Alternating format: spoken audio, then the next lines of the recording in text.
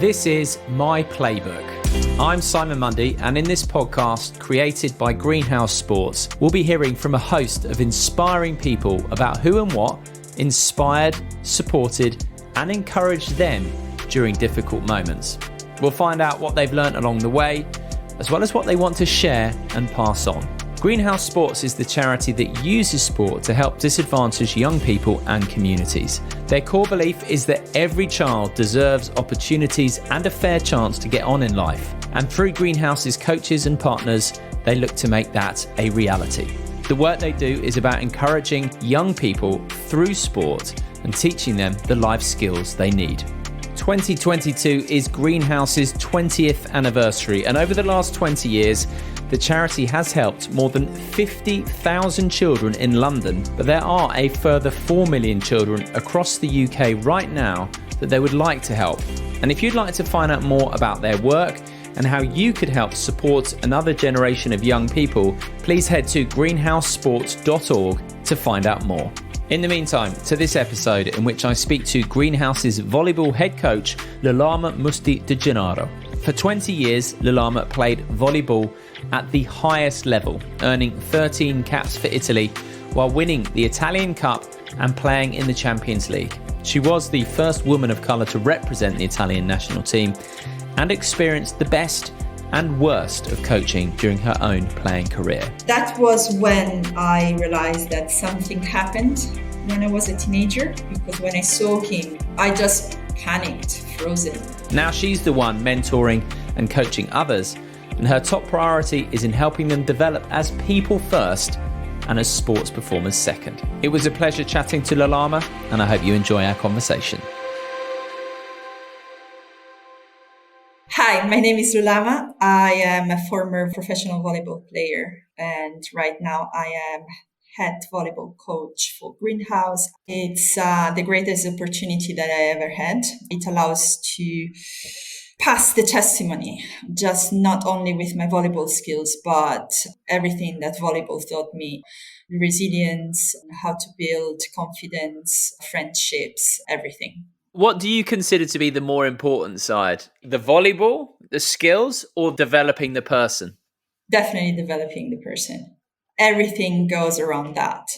Remembering back to your professional playing career, would you have imagined that you would be doing this?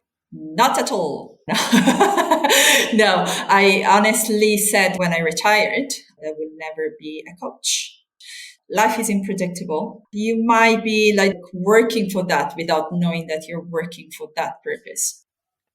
So let's go back then to life in Italy and you as a young volleyball player. How did you discover the sport?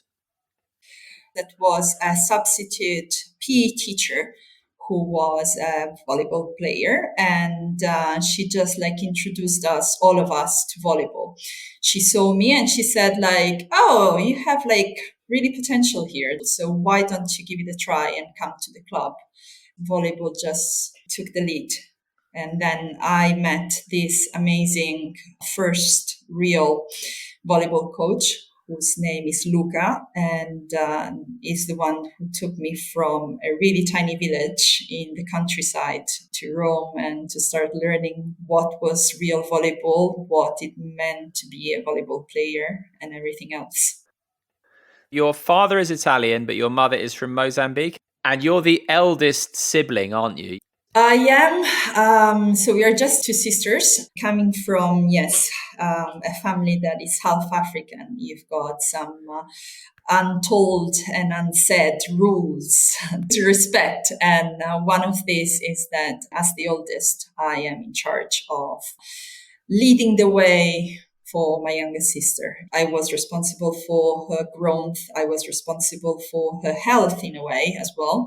My mom used to study and work, so I was the one in charge of getting her ready for bedtime and preparing her meal if she wasn't there.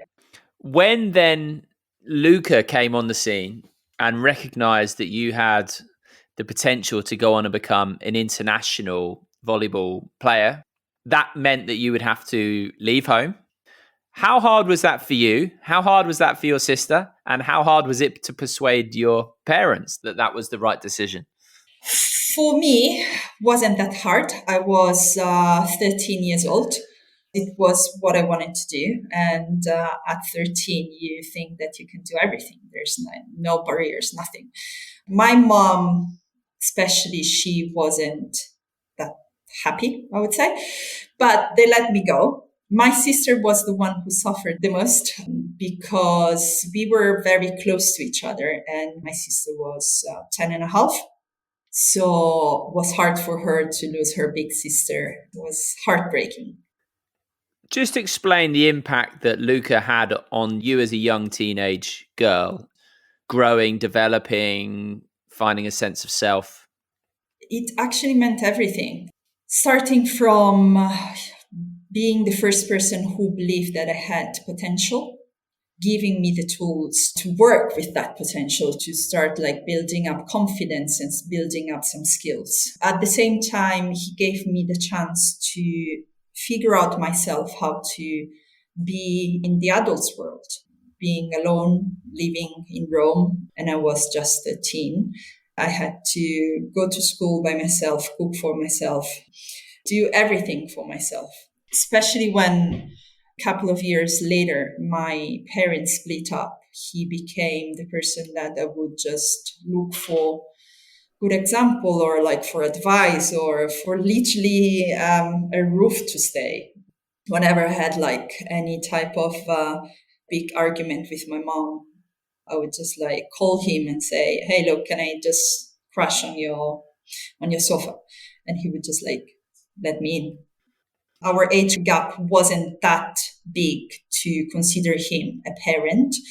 It was more like an older brother. I still consider him like an older brother. I will tell him if he does something wrong and I don't like it, and he would do the same. Do you try and be like he was to you, to some of the kids you now work with? In a sense, yes. He made me realize that volleyball is not just a ball. There's all the mentoring part, all the teaching part about like life. Well, that's true of all sport, isn't it? Sport it's a metaphor for life, but also there's so much more than just the ball, the racket, the boot, whatever it may be. There's so much more to sport. And obviously Greenhouse harnesses that. Now let's compare. You had some pretty horrendous experiences with other coaches. Yes, horrible coaches. So there was the junior national coach, so the one that was running the under 15 Italian team, way different from Luca. His approach was very strict. For example, he would have this vision about his athletes. So a certain weight. In my case, I was 1.80 centimeters tall, and my weight for his knowledge was supposed to be 60 kilograms. That's crazy. It is crazy, especially when you think about like a 14-year-old girl that is growing up and it's building up lots of muscles, because it was the first time that we would just like go to the fitness room and lift up lots of weights.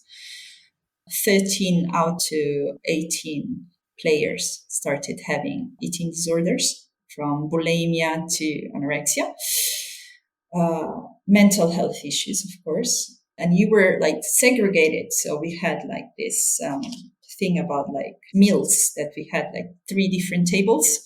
And one was with a card with a note: fat table, normal table, and build table. So the fat table was for those that he considered fat.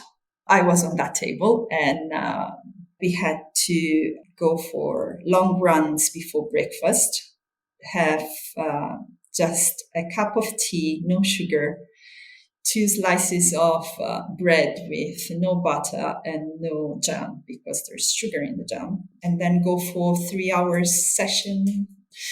Then go back, have lunch with no pasta, no carbs at all, only a breast chicken, No salt, because salt retains water. Just salad, no dressing, so no oil, nothing, because oil is fat. So you are already fat. You cannot eat all of this. So no fruit, because fruit is sugar. So that's it. And then go for other 3 hours. High training, of course, because we are talking about national team. So we were the elite of the elite, and we had to bring back to our nation medals, hopefully gold medals. And then there was, of course, the whole psychological impact, because he would just go very hard to use really heavy words, like sexualized words. He would use our mothers as examples of positions and stuff. So, very. It was an abusive environment. It was an abusive environment. Yeah. And how long were you in that environment for? 2 summers and some other months during the year when we had like some international competitions. Gosh. Was he never picked up on his behavior? Oh, no, he wasn't. It was all accepted because he used to bring lots of medals. So the federation was closing 2 eyes and ears. And there was this concept that we couldn't really complain about it. I think that now that I'm older and I know a lot more about abusive environment, I think that it's kind of normal not to speak, especially to people that are closer to you. So I think that none of us talked or like said anything specific to our parents.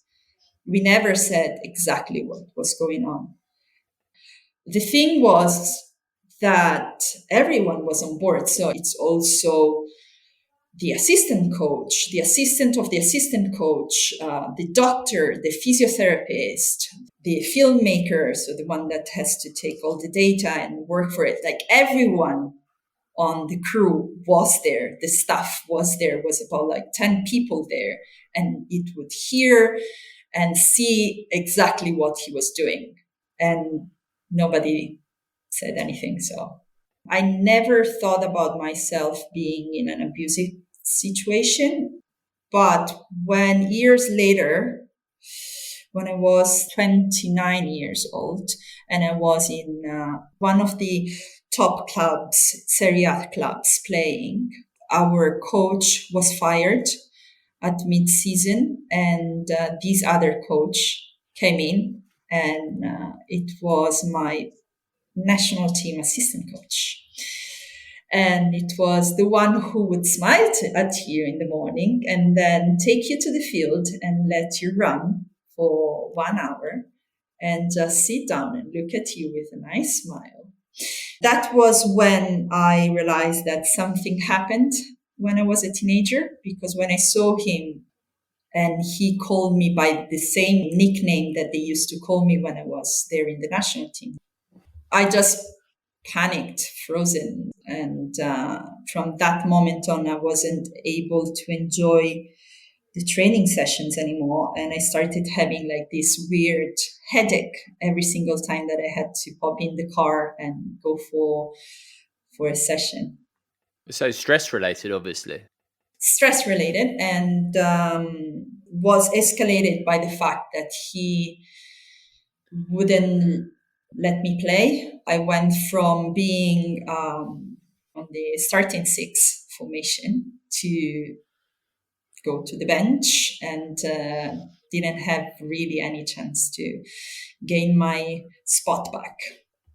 So I quit. I left volleyball, and I left the country actually, because I went for a long trip to Australia for the next 7 months. Wow. You did represent Italy many times. You were the first woman of colour to represent Italy. Also, there was some politics in terms of North and South. Can you just give me a very quick overview of what it was like representing your country as the first woman of colour to do so? And then also this politics of North v South. When the anthem comes out, I still have goosebumps. I have tears coming down my eyes for the emotion.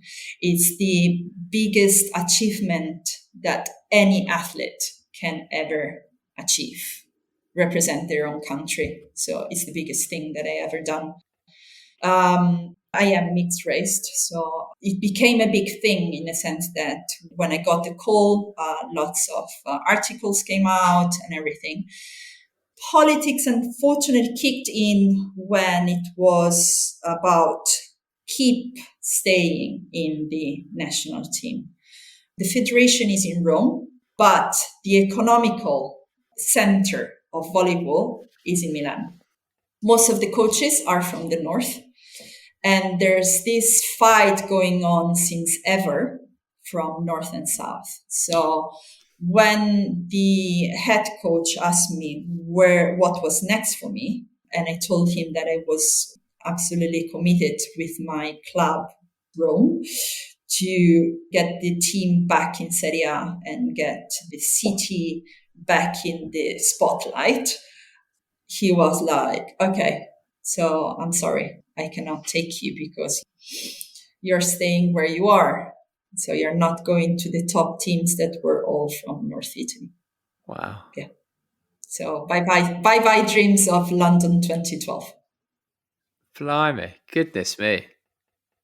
But you did represent Italy. As you say, it's the greatest achievement a sports person can manage during their career. And so let's fast forward then. How did you find your way to London and to Greenhouse Sports? Luca kicked in again, who was already the head coach for this big youth club in Rome. So when I went back from Australia to Rome, he was like, why don't you come practice a little bit of volleyball again? There are the kids that really would enjoy having a former professional player. They will learn a lot. So it would be great for them to have you. It was a B1, so 2 levels down from where I stopped. Let's say football wise, it was if I was playing for the Premier League and I went back to League One. Working with those kids actually made me realize that I still loved volleyball. It gave me the chance to consider other contracts. Year after, I signed a contract for a team, the league below, that wanted to play the championship that year. We smashed the records of consecutive winnings. I smashed my personal records. I was the best middle blocker of the season. You know, it was a great achievement for me, going back to the top series. The same summer, I got married. My husband later that year got an offer for a job in London. It was time for me to decide what I wanted to do next, where I wanted to go next. And London seemed to be the right choice. Is the city that for the first time didn't make me feel like I was different. Nobody looks at me when I walk in London just because of the color of my skin. So I was, wow. Was that something you noticed in Italy a lot? Oh, yes, absolutely. It's something that always follows me still now, today. Slowly getting there, but the sense of feeling that I don't have a home, in a sense, is still there. But I came to London and woo, vanished. Here is something to empower. It's an amazing thing. So from there, how did you get the job at Greenhouse Sports? From there, I met someone else whose name is Luca, but it sounds like Luzza. So, you know, Coach Luzza was a coach for Greenhouse, and we were working together for a volleyball club here in London. And she was like, I work for this charity. I'm looking for someone to come and volunteer with me. And I was like, okay, yeah, let's try. And was it immediately a feeling of this is right? The volunteering part, yes. When she said that she was leaving and the position was available as a head coach, I was like, No way. You are so amazing with the kids. Everyone loves you at Greenhouse. I'm not sure that I can actually walk on your shoes. She said, like, you don't have to walk on my shoes. You actually have to be yourself and create your own space. And it's exactly what happened and what is happening right now. And that's something you try and really impart to the kids you work with. What I try to do the most is pass to the girls that they have to embrace themselves. How I run the program is mostly with the help of the kids. They are the ones who are leading the session, of course, like following my instructions, but they are the ones who are talking to the other kids. They've got like small groups and they start working with these small groups, trying to get them to trust them. And the improvement that I saw, it's amazing. It's immense. And it was so quick. The confidence that these girls are showing. Some of the kids at the beginning, they were like, oh no, miss, we can't do that. I'm not good at it. And I was like, no, you don't have to be good at volleyball. You have to be just who you are and just show the kids who you are and the passion that you've got for volleyball. That's the only thing that I'm asking for. And your confidence, you will see, it will become bigger and bigger and bigger and bigger day by day. I love that. That's a great message. Tell me the story then of some of the girls you work with, you mentor, you coach, and what perhaps people are missing and the good points and the points that still need to be addressed. I've got a group that is considered really difficult, especially some of the girls are getting the biggest attention, let's say, not in a positive way. So during a lunchtime, I had one of the supervisors coming to me, the lady saying that a group of girls didn't show their pass and just walk away and they were rude. One of the girls perhaps swore it back. This girl that was addressed and was accused to swear, she got angry. She got very angry and upset because she thought that it was unjust, it was unfair, promising that she never sweared, she wasn't rude at all. So we dealt with this situation. The lady left. I got the group of girls all together and we had this big chat. I asked, okay, girls, what's going on? And they were like, miss, we are always the ones who are picked up. There are 10 girls and 3 of them are black. Those are the ones who were saying, since year 7, we are always the ones who are picked up. And eventually the lady actually knew just the name of these 3 black girls in a group of 10.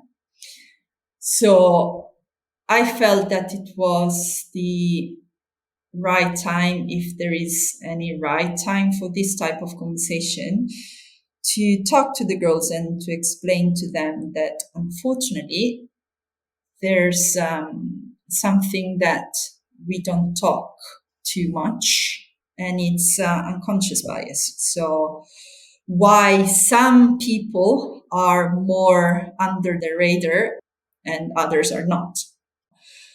I had to have this talk to tell them, unfortunately, this is the reality. You are black. Even just by looking to a group, you are the ones who just like come out like a black dot in a white page. And you are the ones who are going to be picked and remembered for being naughty if you just like raise your voice because you're a little bit louder than others. You're the ones who are going to be just remembered. Your name will be remembered just because you are the ones who are there and you are black. It's unfair, but it's how it is. So there are 2 choices. Either you embrace your own personality and you start understanding how you can deal with that without going on the wrong side of the story. So becoming what they already see on you, or keep doing what you're doing and stay the troublemakers. As I said, it was a really difficult conversation, not just for them, but for me it was the hardest conversation I ever had to have with young people, telling them that the world is unfair and that they will be judged for their skin color. From my point of view, of course, it has to be done towards Black and brown kids, and it has to be done towards white people and white kids. I do feel like there's a lot of politically correct talks, but sometimes we have to be a little bit more direct and straight, I think. I had a talk with the head of department about it, and I was like, okay, what's the school doing about unconscious bias? Because 90% of our kids are Black Asian, 8% Black African or Caribbean. The other is white.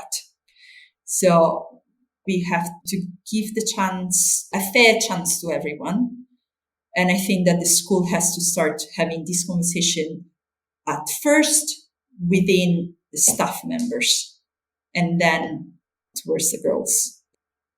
For example, when I asked the girls, what are you talking about during like Black History Month? And they were like, oh, about like Black people being enslaved and taken to the Americans. And I was like, what do you know about like your history?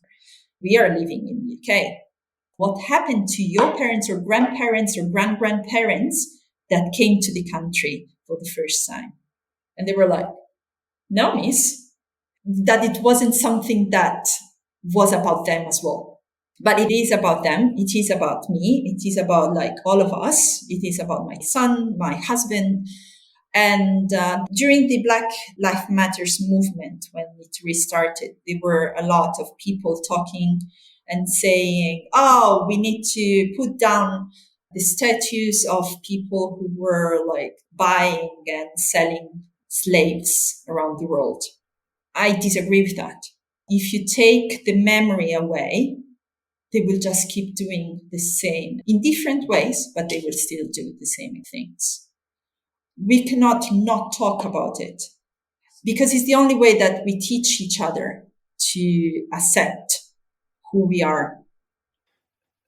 I remember when we spoke last time and you spoke about the importance, obviously, of people understanding unconscious bias, white people understanding privilege, but also the Black girls, for example, understanding that can't be used as an excuse. That's it.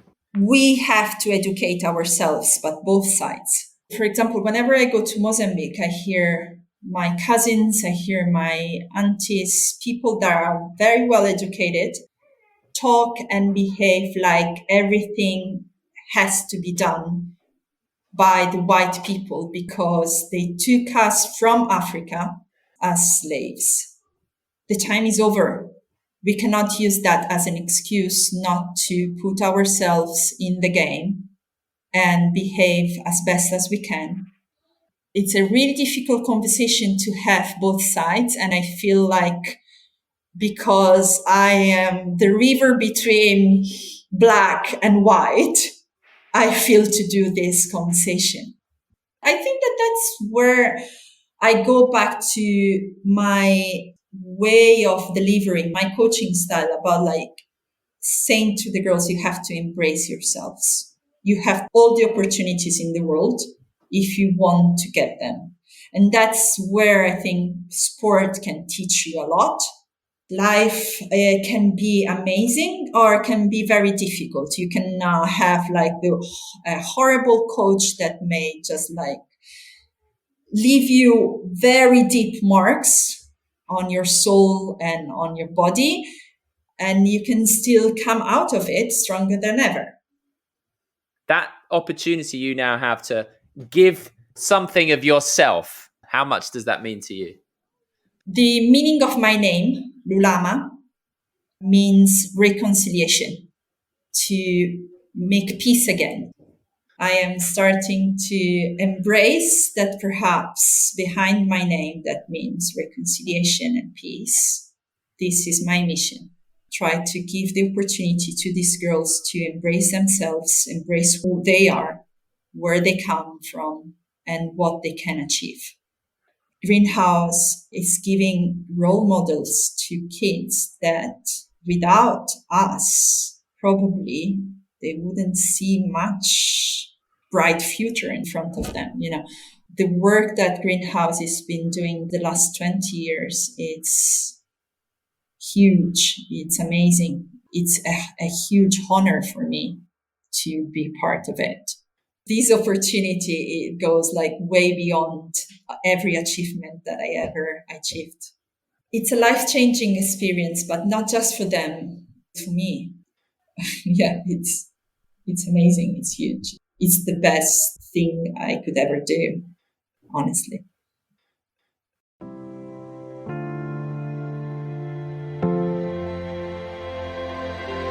Thank you for listening to this episode of My Playbook with Lulama Musti di Gennaro. As I mentioned at the start, 2022 is Greenhouse Sports' 20th anniversary. Please do check out the incredible work they do by visiting greenhousesports.org. And if you'd like to get involved and help, please do get in touch. All the details are on their website. And please do share, rate, and review this episode wherever you can. Thank you very much for listening. And until next time, goodbye.